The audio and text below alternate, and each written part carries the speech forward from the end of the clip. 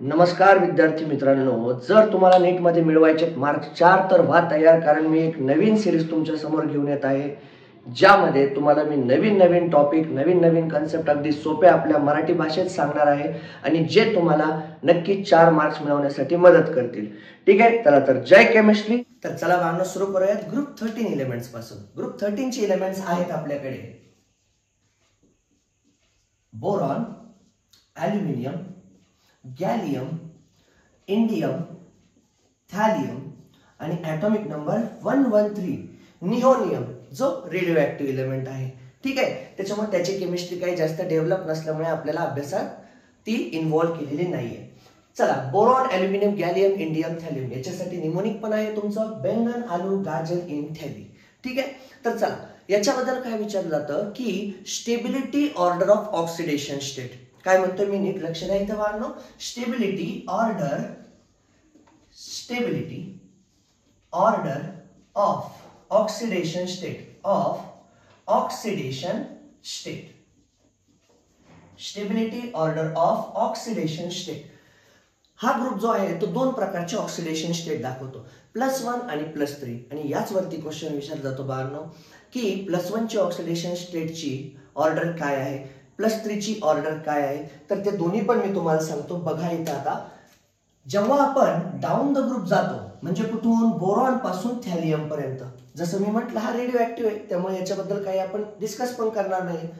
Top to bottom जातो त्यावेळी +1 oxidation state जास्त डॉमिनंट होऊन जाते, जास्त स्टेबल +1 येथे खाली आल्यानंतर. आणि जर मी याच्या एक्झॅक्टली अपोजिट बोललो तर इथे +3 वाले जास्त स्टेबल आहेत. मग मी 2 वाक्यात लिहून देतो इथे तुम्हाला, फक्त top to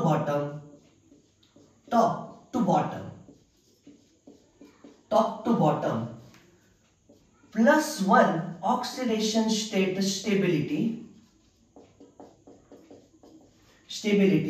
increases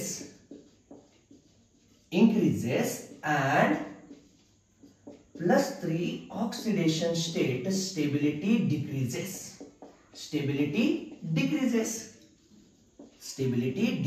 and vice versa.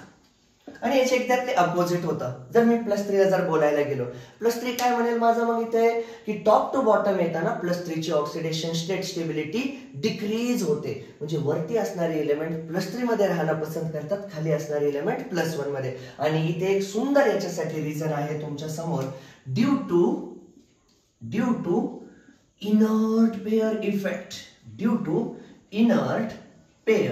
Effect. आता हा इनर्ट पेअर इफेक्ट काय, अतिशय सोप्या आणि सुंदर भाषेत तुम्हाला मी एका व्हिडिओमध्ये, छोट्याशा व्हिडिओमध्ये एक्सप्लेन करून देईल. खूप सुंदर अशी कन्सेप्ट आहे इनर्ट पेअर इफेक्ट. ठीक आहे, तर चला मग क्वेश्चन हाच होता. 2023 मध्ये याच्यावरती 2 क्वेश्चन दिसतील तुम्हाला, 2010 मध्ये क्वेश्चन आहेत आणि याच्यामध्ये पण याचे क्वेश्चन्स आहेत. क्वेश्चन्स काय, साधे सोपे सिंपल.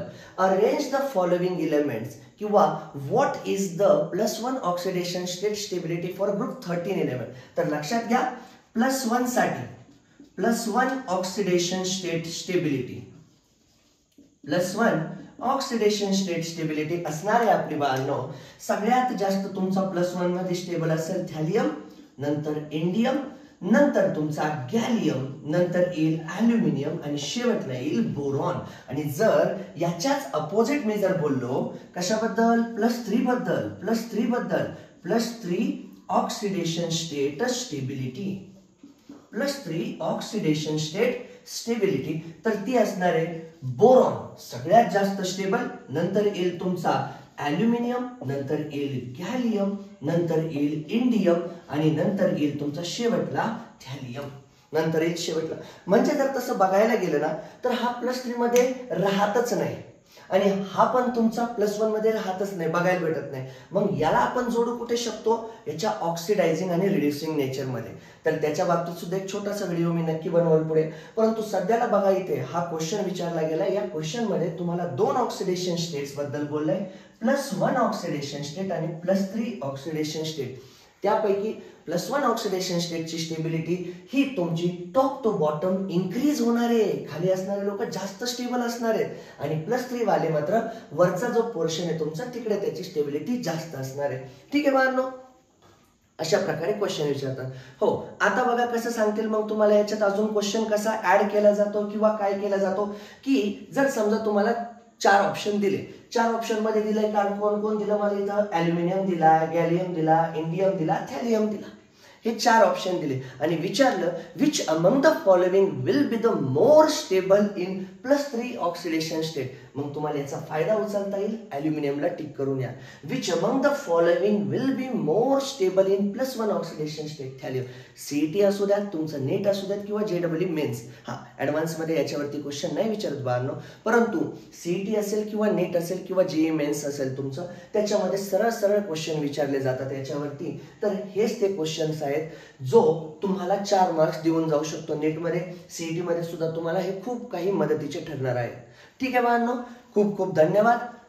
आता आपण एक छोटंसं काम करायचं आहे, फक्त आपलं चॅनल नवीन आहे त्याला प्लीज लाईक, शेअर आणि सबस्क्राईब करायला विसरू नका. लवकरच भेटू नवीन व्हिडिओ अशीच एक सुंदर अशी एखादी कन्सेप्ट घेऊन जी तुमचे 4 मार्क निश्चित करेल. तर पुन्हा एकदा म्हणतो बाळांनो मी, जर मिळवायचे असतील मार्क 4 तर व्हा तयार.